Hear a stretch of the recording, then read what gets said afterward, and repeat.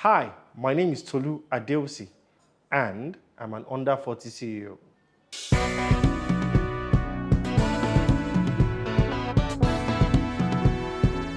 African Renaissance. The concept that the African people and nation shall overcome the current challenges confronting the continent and achieve cultural, scientific, and economic renewal is here, with young men and women taking the lead. Some call them the new school heroes. We call them under 40 CEOs. Tolu is a graduate of the University of Lagos with a Bachelor's of Science in Urban and Regional Planning. He is also a registered town planner, a member of the Nigerian Institute of Town Planners and Town Planners Registration Council of Nigeria. Tolu is the founder and the first director of Executive One Capital Services, as well as the operations director of TGM Education and TGM Pathway Companies. In recognition of his untiring efforts towards wealth creation and development among aspiring entrepreneurs, Mr. Adeosi was appointed to the Board of Trustees of the University of Lagos Entrepreneurship and Skill Development Center in 2019. He is also the current chairman of the Alumni Committee of the Urban and Regional Planning Department of the University of Lagos, amongst others. All right, welcome to Under 40 CEOs, Tolu. Fantastic. It's good to see you. All right, lovely to be here. Yeah.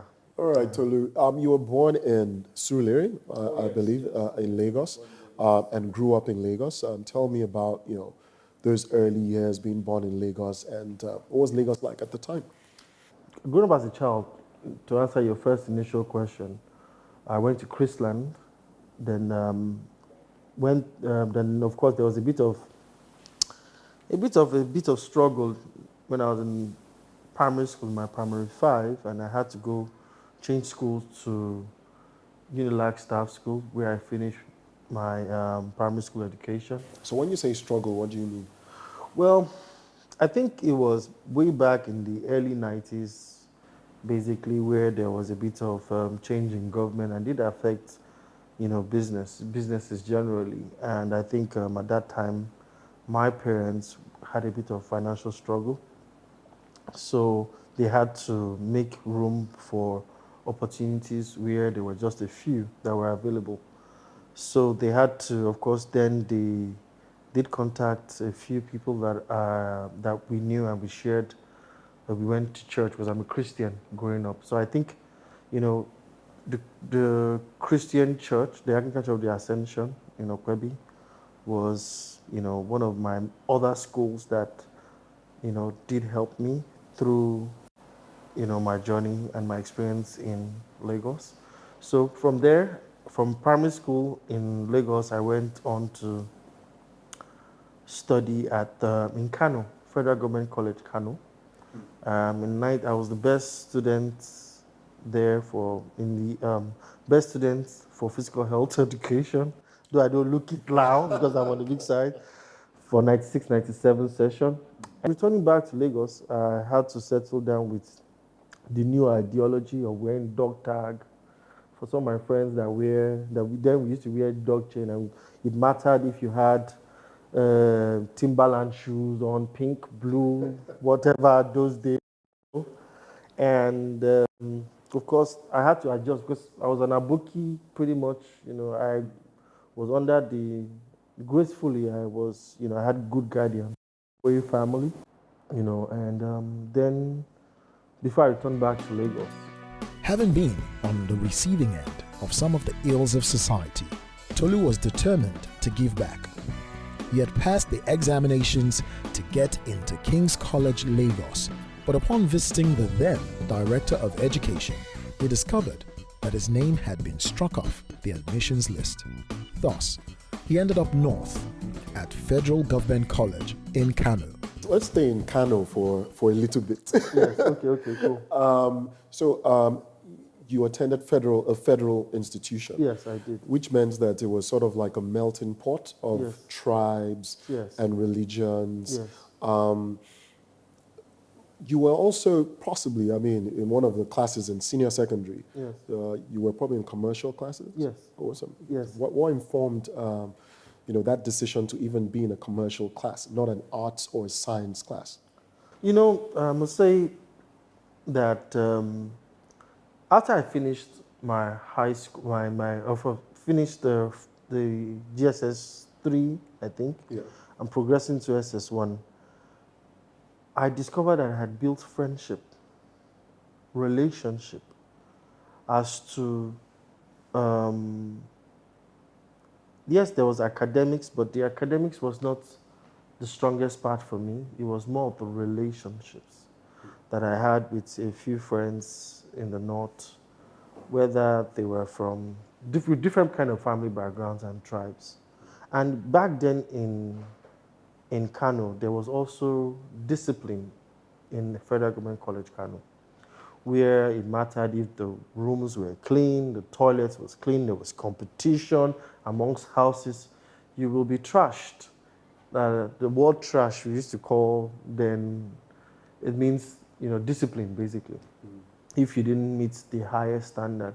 So I think if you look amongst all our peers that did study during my time, everybody was, as always, it's even till now, is still resilient to the changes in the economy, with always still trying to be the best at everything, because naturally we were groomed to, by school fathers, by the system, to, be the very best. But I've come to love Kanu, and that's why Did you pick up the language, Hausa? Kaden. So I speak it a bit, Okay. but of course I also do have investments in Kano today. So I have a Canadian school, TGM Pathway School in Kano, and we set that up primarily because what I've done over time was, I remember when things were really down, I was really low, and I aligned all the experiences I've had in life that were positive, and I invested my time and my energy into those areas. So for Lagos, Kano, Zamfara, different kinds of things, places I've been to, I have investments in those places. So for Kano, I ended up setting up a school in Kano, not too far from Federal Government College, Kano. And it's just behind this popular school in Kano, university, Skyline University.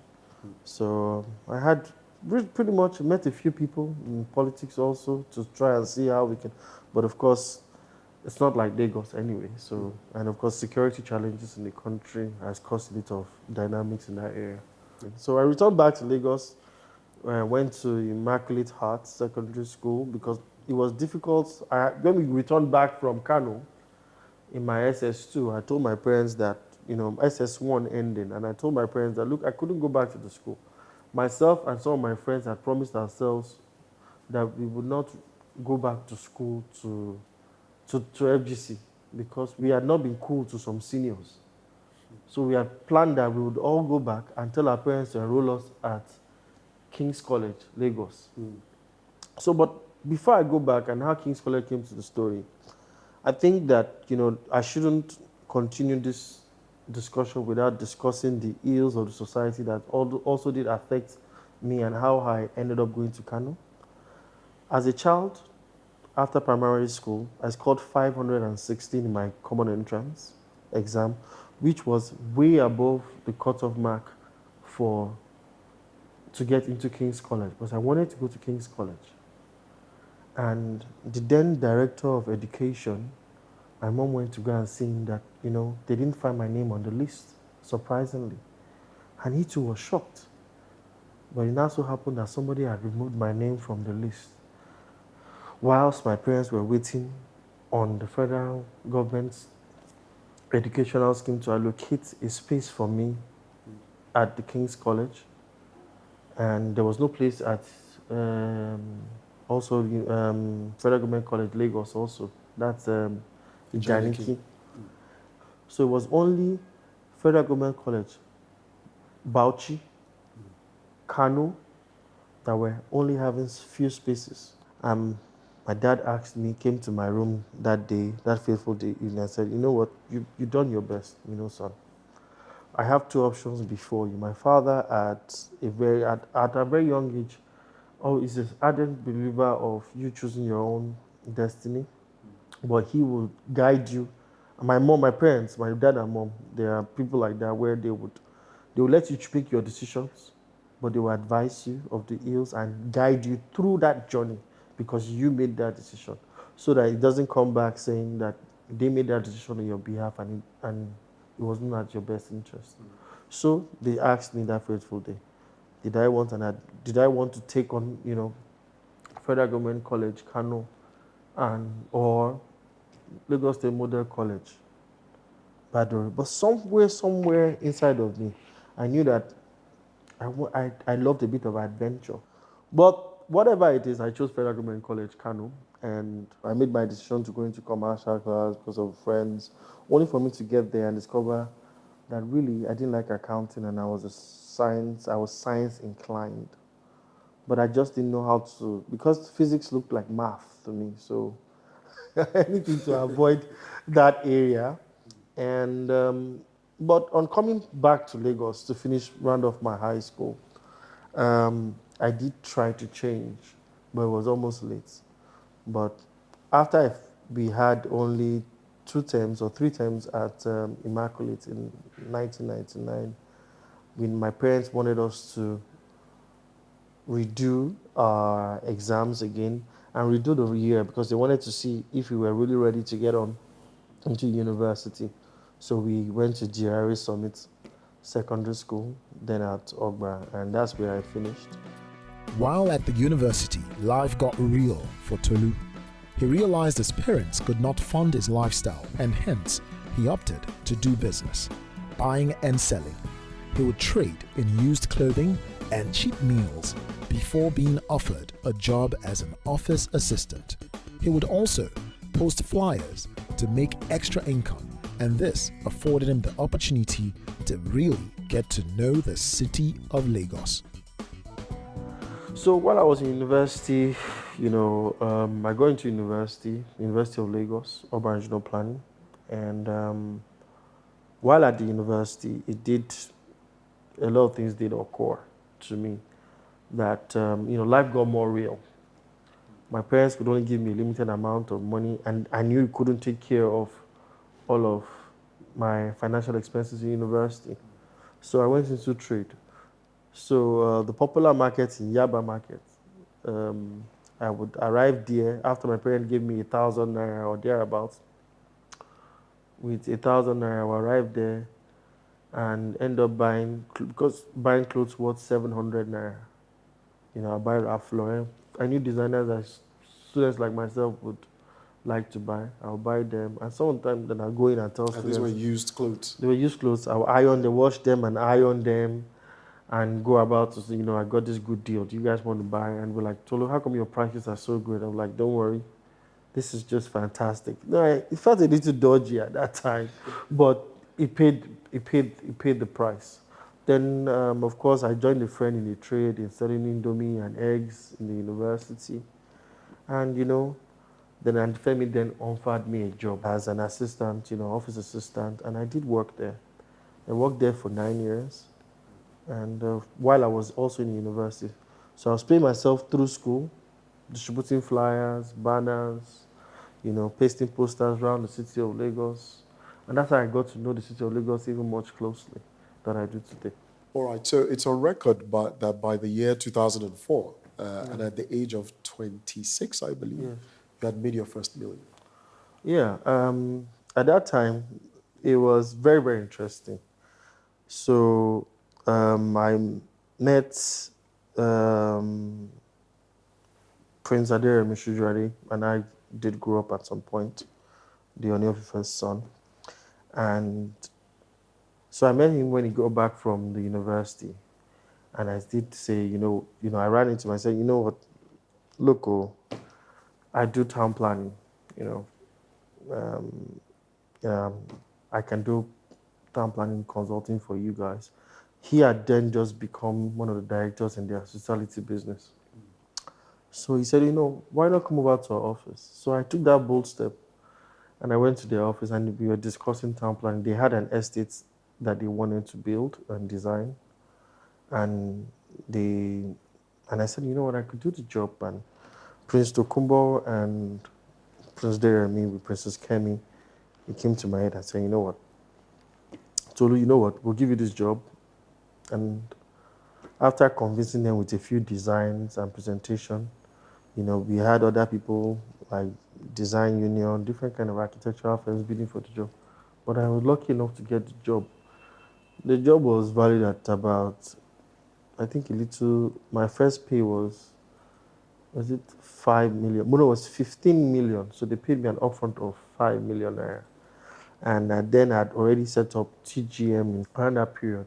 So I made the money at that time. But I was careful because my friend then did money to advise me. He said, Tolu, the money that you've made now, there are fathers, you know where we are from? There are fathers that have never seen this money before. And they will never, ever see this money again till they die. And they are going to be alive with you. Now that you've seen this kind of money, you better make the best use of it to salvage all of us from having this stigma of not enough, not being able to do enough, not able to be better than us. And I said, you shouldn't worry that. I wouldn't spend the money because the most rational thing was to buy a nice car, to feel like you've arrived. I said, don't worry, I'm not going to do it that way. I'm going to do what they told me to do. But guess what? I still lost all the money. Either way, but I put it in proper use. Even when I lost it, was still able to generate returns for me. And I learned a huge, great deal of lessons into it. Okay. So TG Machnata, that's the brand. And I remember my first interaction with you, TG Machnata, was not in educational services. It was in logistics. Yes. So tell me about, how the brand came to be and how you've evolved, over the years. So TG Machnata was born in 2007, August the 7th, 2007, and it was born from a place of realization that I was built for marketing and sales, and I could sell. I had a strong conviction that I could sell anything. So TG Machnata, after I spoken to my late aunt, my mentor, Auntie Femi Shongoawa, after I spoken to her about it, she said, you know what, it was not a bad idea that, I set up a business structure for myself. I spoke to Uncle Jide, who then used to be at Panocean Oil at that time, and he would say, Tolu, you need to take things easy, I think you're running too much, you need to get a bit of experience for everything, and that did pay. So after I got there, I felt I had enough experience, and I listened to all the advice I could. I had to make a decision on my own self, saying, you know what, at the end of the day, this is the only time I have to make the mistakes. So TGM was born, and the acronym means Totally Got Marketing Ahead of Time, reflecting on my past experience also. And then I now picked up sales of washing machines. Basically, the small miniature washing machines were the first people to start selling in Nigeria. It was the returns of that I used to set up the errand service business that you did patronize many years ago when we met each other. And it became pretty much the pace setters. I think TG Machnata came in the logistics business ahead of time, but I think we came too early. So we had businesses with MTN's consultant, DBS Media. We were outsourcing to people like MTV-based Nigeria, different TV outfits, companies, basically that had to do with deliveries. It came from my research at the university, actually. The idea of dispatch came from my research in the university. We were doing traffic counts at the Urban Regional Planning Department. And I needed to submit an assignment. And I needed also to be at the office in VI. And Yaba and VI are two on the same path, but I needed to be in both places at the same time. Now, I had a boss then that didn't really like me mixing both school and work. So she would say, you know, you need to be at work. And I needed to also be in the university to submit my assignments, my design assignments. But I could only do it personally.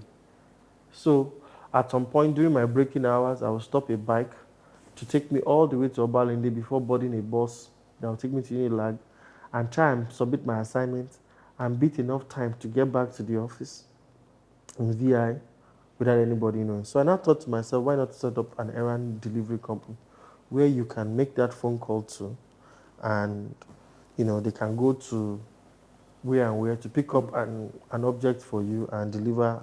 And that's how we were born. Then it was after we started driving businesses to Kennedy, Lichuku, and rest of them, that's when they started creating their own small dispatch business. Okay, so let's zone in on TGM education. Yes.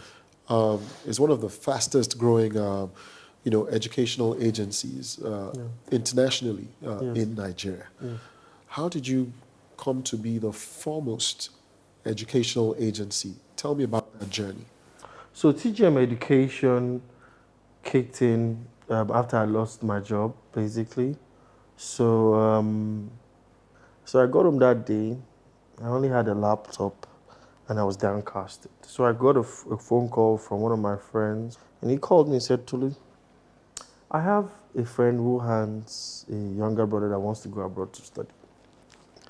I don't know if you can help. They don't seem to have that much going on.